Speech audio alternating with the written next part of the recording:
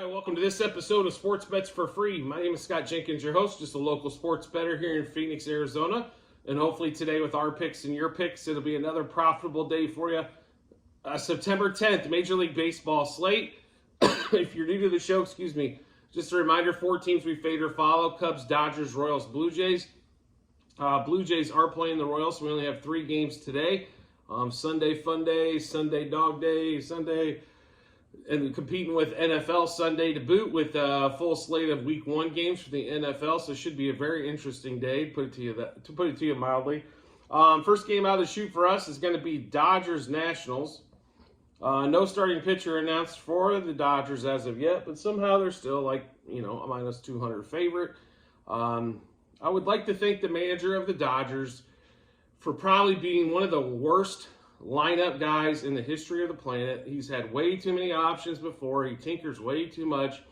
Why are we having so many pinch hitters? Why is Colton Wong, who's got a 400 OPS, in the lineup? Why? A 400 OPS. You could grab any minor leaguer in AAA and they're going to have a 400 OPS. Why is Colton Wong in the lineup? Can someone explain that one to me? Because I really would like to know. I have no clue what the hell they're doing. I understand Mookie's out, so guess what you've had to do? You're like every other team. You don't have 3 fucking superstars. So you got to figure shit out. But it's Freddie and the fucking band of hillbillies at the moment. Will Smith can't hit a freaking ball out of the infield. Max Muncy hits a homer yesterday. That's why they're still in the game. Martinez gets a double. They walk Freddie 37 fucking times. I'm telling you right now, why is Colton Wong in the game? Why is Will Smith continually hit third? He does not deserve the 3-hole. This team is so beyond frustrating right now. Seriously, and Peralta is your best leadoff option? I got a great idea. Why don't we put a speed guy at the top? Maybe we can generate something that way. I don't know. Can anybody do that? Can Outman run? He can run.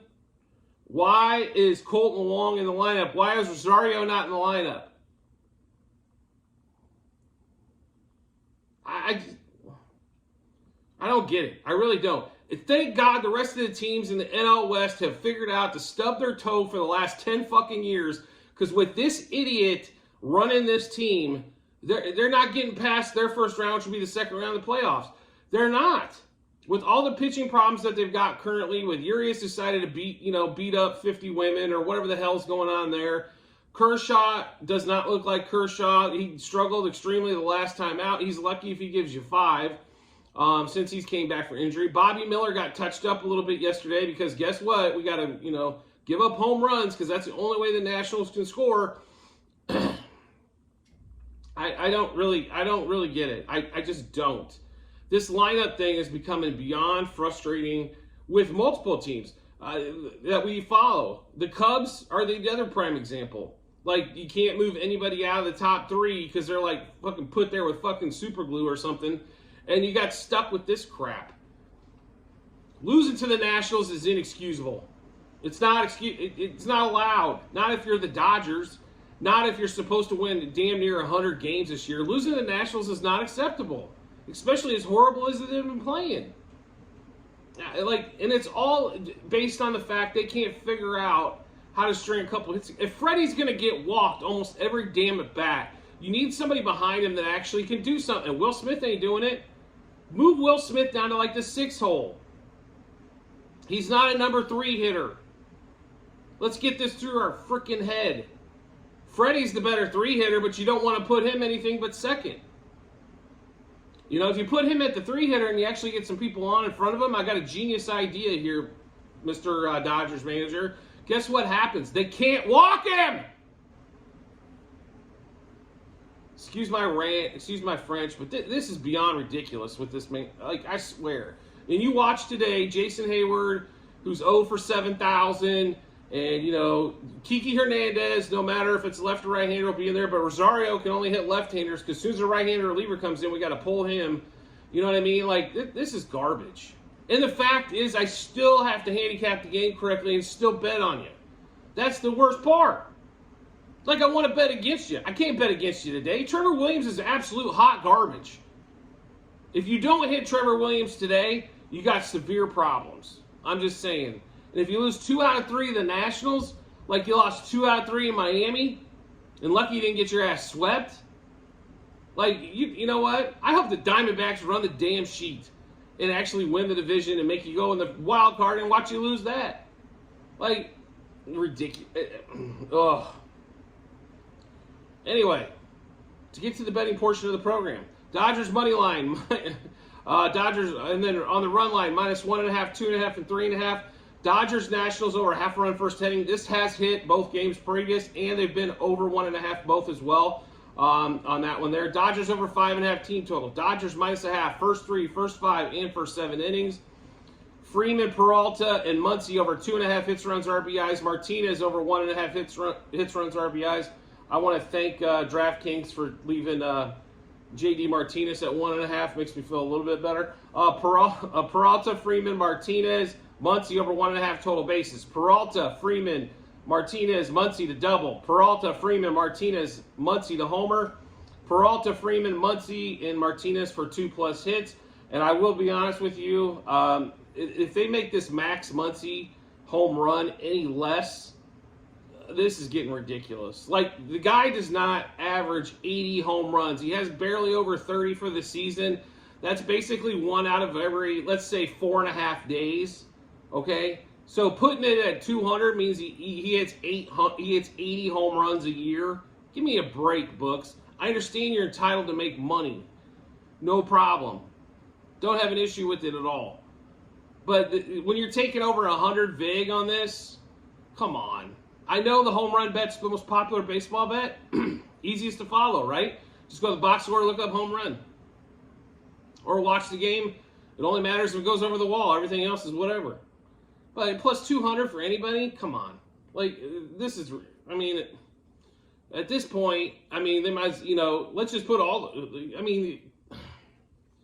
there's nothing worse than betting a 1 in 4.5 shot and only getting 2-1 money. I understand if it's 3-1 money, that's more than fair for the book to make their money as well.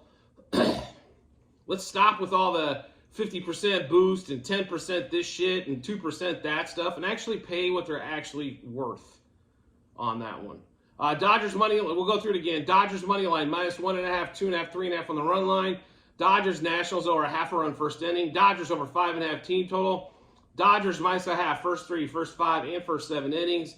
Freeman, Peralta, and Muncy over 2.5 hits, runs, RBIs. Martinez, like we mentioned, over 1.5 hits, runs, RBIs. Peralta, Freeman, Martinez, Muncy over 1.5 total bases. Peralta, Freeman, Martinez, Muncy to double. Peralta, Freeman, Martinez, Muncy to homer. Peralta, Freeman, Martinez, Muncy 2+ hits. Next game up for us is going to be Royals versus the Roller Coaster Blue Jays. They got to change their name to the Roller Coaster Jays, I swear. Gaussman actually pitched somewhat decent yesterday, but of course groove one right down in the middle for the Royals home run.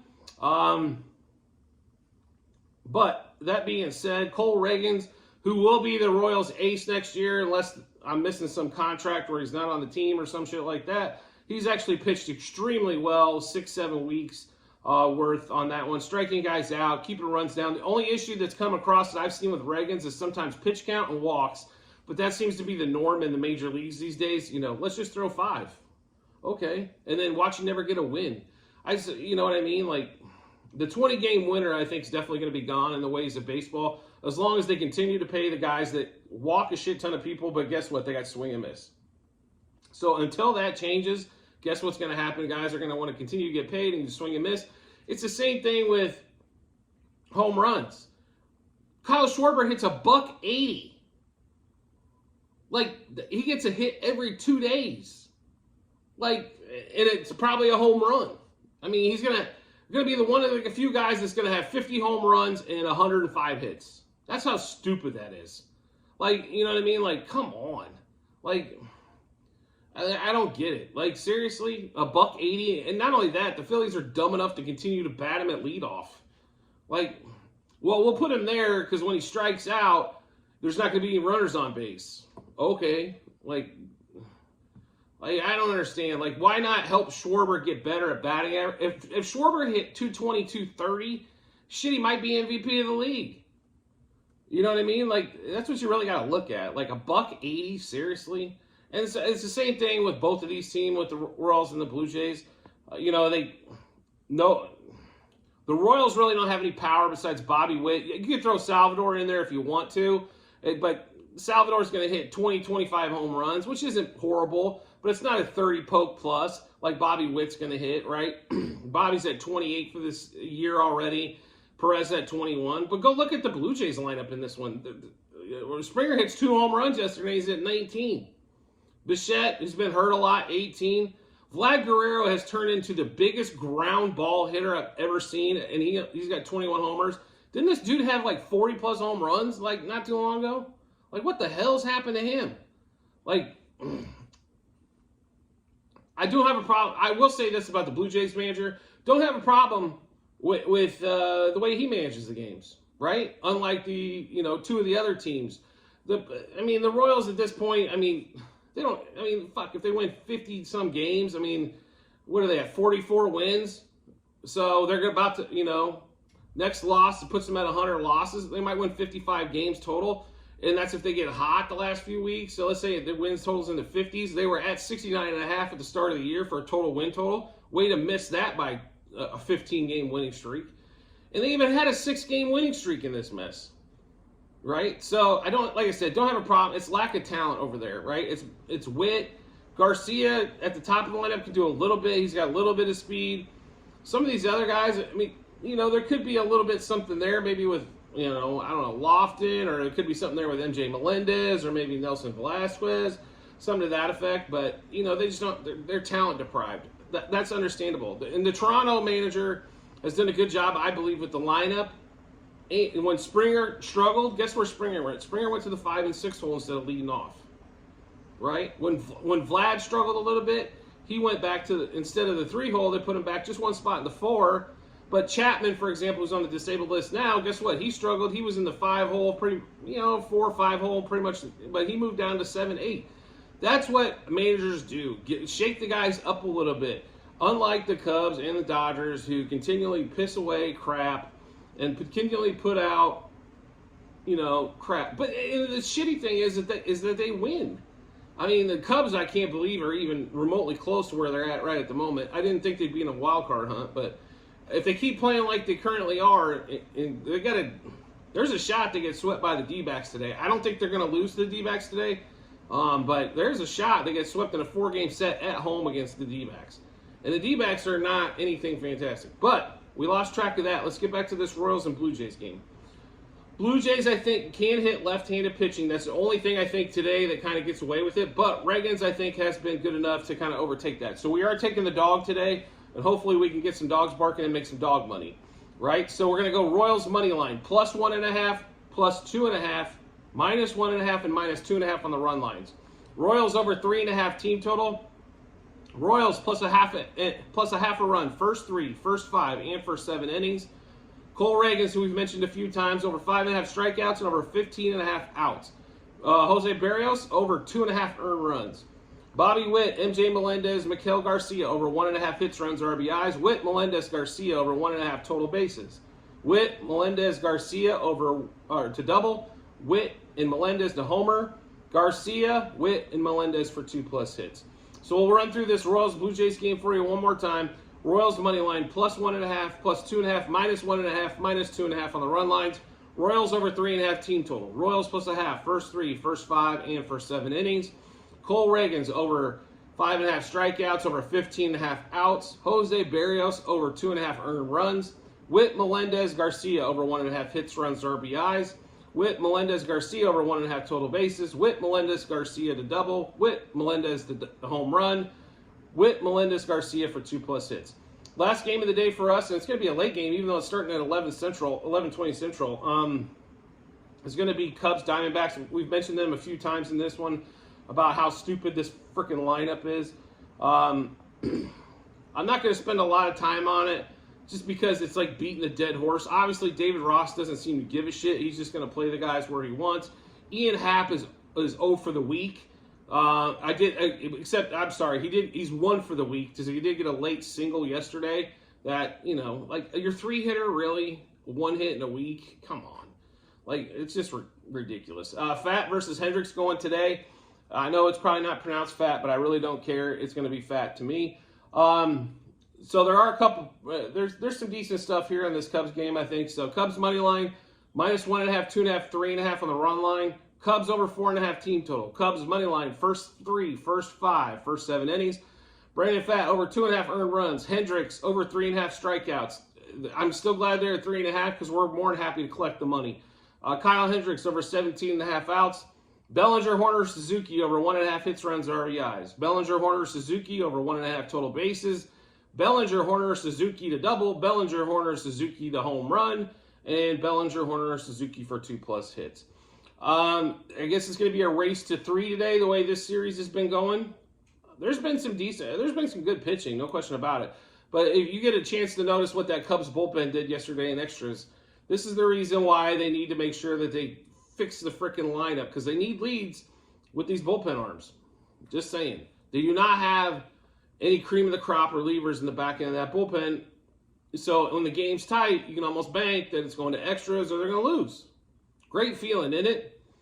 Great feeling being a Cubs player, a Cubs fan, anything like that. Just watch. We're up 2-1 or 1-0, trying to win a tight, low-scoring game, and it's going to blow up in the water. So just go out there and try to mash from inning 1. And that'd be something new for the top of this lineup to actually get some runs in the first inning. So Cubs, we'll go through this Cubs game one more time. Cubs money line, -1.5, 2.5, and 3.5. Cubs over 4.5 team total. Cubs money line, first 3, first 5, first 7 innings. Brandon, I wish I wasn't fat, over 2.5 earned runs. Kyle Hendricks over 3.5 strikeouts. Kyle Hendricks over 17.5 outs recorded. Bellinger, Horner, Suzuki over 1.5 hits, runs, RBIs. Bellinger, Horner, Suzuki over 1.5 total bases. Bellinger, Horner, Suzuki to double. Bellinger, Horner, Suzuki to home run. And Bellinger, Horner, Suzuki for 2+ hits. So do make sure you check out the comment section of this episode here, as you will see the link to the Google Sheet, which will have all of our plays for you, units wagered, the juice we got them at, and also what book that they're at, and then you also see results. You can scroll back all the way to the start of the season. You can look at football last year. You can look at football this year. So I will tell you on the Google Sheet, there are currently 4. Sheet 1 is football last year. Sheet 2, baseball this year. Sheet 3, football this year, which college football yesterday, if you watched, oh my Jesus. And sheet 4 is a few futures that we already have for basketball that we've already placed. We wanted to make sure we didn't miss nothing there, so we got those early. So make sure you check those out when you get some time. Plus, you can see how we've done on our season-long bets and what we thought at the start of the year. There's some pretty crazy shit compared to where the year turned out, right? So those, in my opinion, it's always fun to look back at those to see what we thought at the start of the season and what actually happened, right? So one of my favorite things to do is kind of go back and look at those and go, how the hell did we miss this by so much, right? It happens. It's called sports betting, right? It is gambling. The whole point of this is at the end of the season that we look up and there's a plus in the units column. Like if we're looking at stock market, if you're into stocks at all, right? There's going to be up times, down times, and in between, right? The key is at the end of the day or at the end of the term that we make money. And that's what we're here for, is to make money on that. So also make sure you subscribe and get notifications to the channel, as you will get all of our plays first when we drop those on there. So make sure you subscribe and get notifications for that. We also put out NFL props of the day pretty much all week long. We have the shorts for like Premier League. We had UFC last night, which was a complete shocker. Shocked, I'm sure, more than a few people with Adesanya going down. So there's a lot of good stuff on there. If you like to bet on multiple sports, which most people, if you like sports, you like a lot of sports, right? It's just not, oh, I only watch baseball. Oh, I only watch. There's some people that only watch football. Okay, I'm with you on that one, right? I love football too. I love baseball. It's been a passion of mine forever. Just trying to sit here and with my passion make some money in the process and share that information with you guys. So I do want to thank everybody there for their support. It is greatly appreciated, and I look forward to seeing you on the next episode.